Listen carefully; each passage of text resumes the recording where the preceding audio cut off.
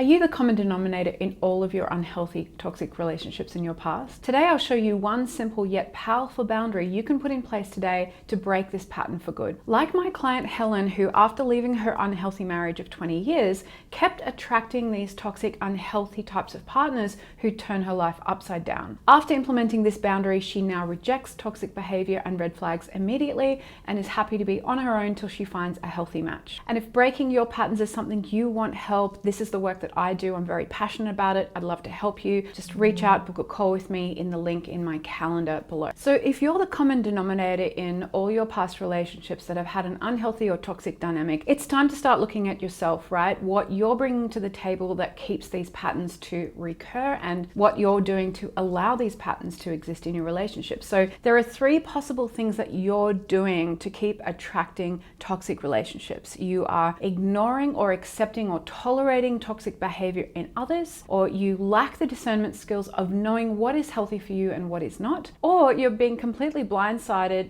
right? They seem amazing, then they turn into someone else after a period of time. And if number 3 is you, I challenge you that there are going to be some signs there, but perhaps your radar isn't attuned enough to pick up on those red flags earlier on. Now, there are reasons why we do these things, right? There are attachment reasons why. And if you were raised by caregivers that were emotionally unavailable, that had toxic traits or were emotionally immature, and in that context, your body and brain actually grows up thinking that that is a normal thing to be in relationship with people who act that way. And so what actually happens is you get wired to accept toxic and unhealthy behavior from childhood, right? So you actually associate love with toxic behavior. And often then in adulthood, you will attract lovers with similar traits. Because relationships are mirrors, your identity is being affected by these types of relationships, right? Your self-esteem, your self-confidence is just not developed well in relationship context. So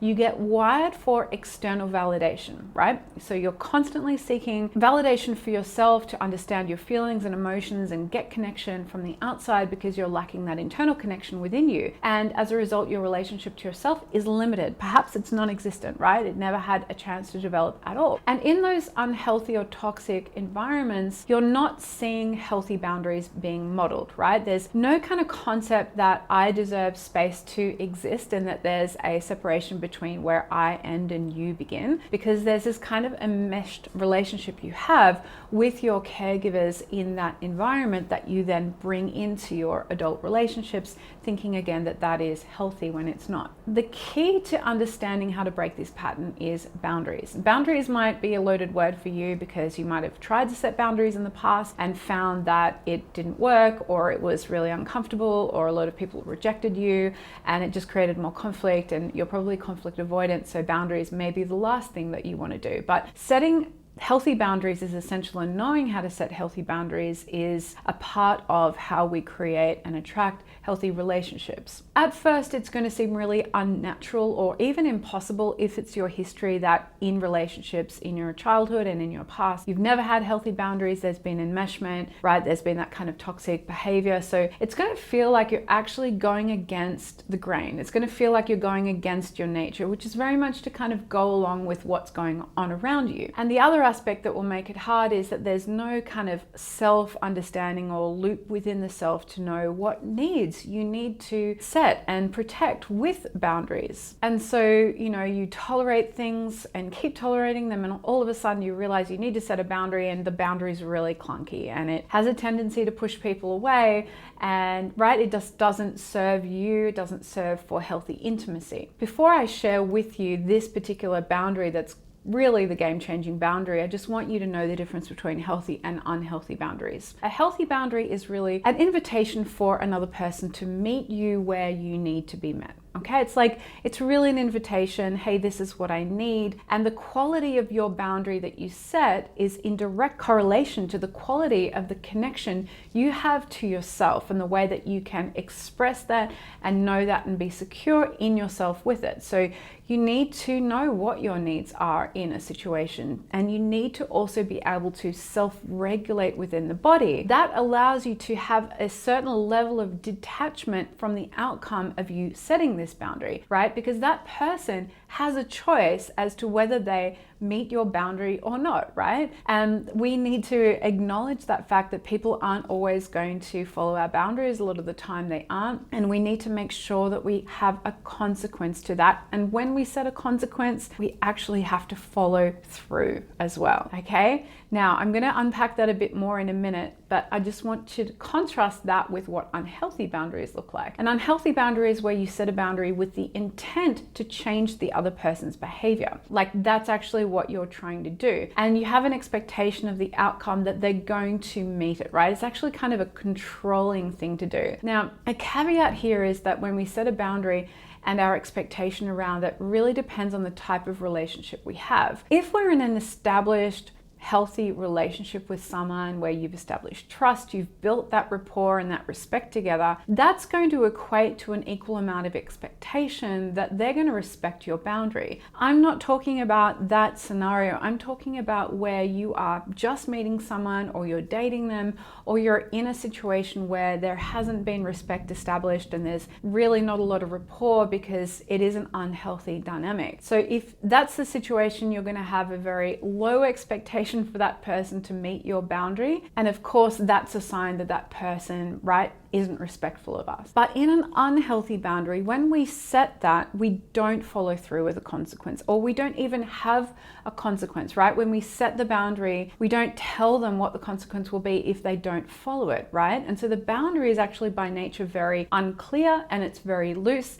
And there's not real any information or motivation for the other person to understand what the stakes are for you when you set that boundary. So coming back to healthy boundaries and focusing now on this one boundary that's going to allow you to break patterns if you start putting it into place today, that boundary framework is called the 50-50 rule. The 50-50 rule is based on a spatial concept that between two people exists 100% of space, and 50% of that space belongs to you and 50% of that belongs to them, right? In it, you take up 50% of the space, okay? All of your needs, preferences, your communication, what you bring to the table, how you're feeling, you own and belong within that. They own and belong within their 50%, their needs, preferences, how they're feeling, all of that. Now, in an unhealthy relationship, generally one person takes up more space, right? 90-10. Their needs and preferences are just more important in the dialogue. Their reality often overshadows the person who's in the 10%. And if you're watching this video, chances are you exist in the 10% in an unhealthy dynamic. And that can look like gaslighting, right? So their reality of what the situation is, or what they think your feelings should be, that's all a form of gaslighting where they're overstepping their 50% and influencing yours. And this is really controlling behavior, right? Like taking up that amount of space is an unhealthy controlling thing to do. Now, you in your 10% are equally allowing this to happen. And I don't mean this to be victim blaming. I'm not detracting this from your experience that you have been a victim of gaslighting, of abusive behavior, but I want you to understand how we come to be in a 10% situation so that you can understand how to be and exist in a more healthy dynamic where there's this 50-50 boundary. So in the 10%, you are ignoring your needs or denying your needs, and you may be avoiding conflict. You may think that you're too needy or too much because they've told you that, and their reality is kind of, right, winning out. So you're believing and buying into that. And that gaslighting from that person is actually informing your own self-talk as well. You're probably gaslighting yourself to think that you are being too needy and that what you're feeling is wrong. That's actually self-gaslighting. As women, if you're experiencing this and you're a woman, we are socialized to be smaller than men, to think that our needs are less important than men, right? That's the kind of system that we've grown up in. And we've been raised with similar dynamics as children, right? Like the parental style is that children are seen and not heard. So we can have this tendency to actually willingly make our needs and selves smaller, particularly if it is an unhealthy or toxic environment and we're trying to avoid conflict. Now, another caveat to this is if you're in an unsafe relationship where you feel like your physical safety is at stake, please don't try and set any of these boundaries. Please just leave the relationship, get to safety, get a support environment around you, because this person is not going to be open to these kinds of dynamic shifts and changes if they're being physically violent towards you. So how do we implement the 50-50 rule so that we can break the pattern of toxic relationships, pick up on straight away when someone is not open to having these kinds of healthy dynamics, and that will allow us to really discern moving forward who is a healthy match for us and who isn't. The first thing we need to do is we need to learn how to take up all of our 50%. And this might sound simple, but it's actually incredibly difficult to do if you're not used to listening to your body, listening to your needs, listening to your preferences, right? Actually knowing what you need in this moment to feel safe, to feel that there's consent, to feel that, right, this is actually someone that you want to connect with even. You might just be in a space where you go along with it because they seem interesting and interested in you. But actually connecting to our own discernment and our own preferences is quite a nuanced experience. So for you, the basic needs that you would have in your 50% in this situation that you're setting a boundary would be that you need to be respected, you need to have consistency from them, you need to have good communication from them, you need to feel like there's trust being built between the two of you and that there's safety in the connection and that there's a level of willingness going on with them as well as you to co-create the beginning of a relationship together. And of course, mutual admiration, right? Like if there's any contempt or criticism earlier on, that's a red flag that's definitely going to transgress what you deserve to have met inside your 50%. The second aspect of setting the 50-50 boundary is to actually observe what's going on in their 50%, all right? And to a degree, respect it, because people will show you things not just by what they say, but also what they do, right? Their actions can really tell you a lot about what is going on in their 50%. And when we see it and we don't like what we see, we need to have a level of respect there and understand that, okay, that's actually, their actions are showing me that particular thing, which I'll unpack more in a minute when I go through the specific examples. Really respecting their 50% means we're not actually going to try and get into their 50% and change their behavior or convince them that they feel a different way or whatever it is. We're not going to meddle with that at all. We're going to keep this boundary really clear, our 50% and their 50%. So when you're dating someone, when you're getting to know someone, just observe what's going on in their 50%. What is their consistency like? Do they have a lack of it, or are they showing up consistently? What's their communication like, right? What are their actions looking like, right? Is trust being built between the two of you, or is their consistency really like inconsistent and they are breaking your trust by not showing up the way that they said they would? When actions and words don't align, that is the perfect way for safety to be broken between two people. So there are going to be signs in their 50% that you can observe that will tell you that they are possibly not a compatible match, right?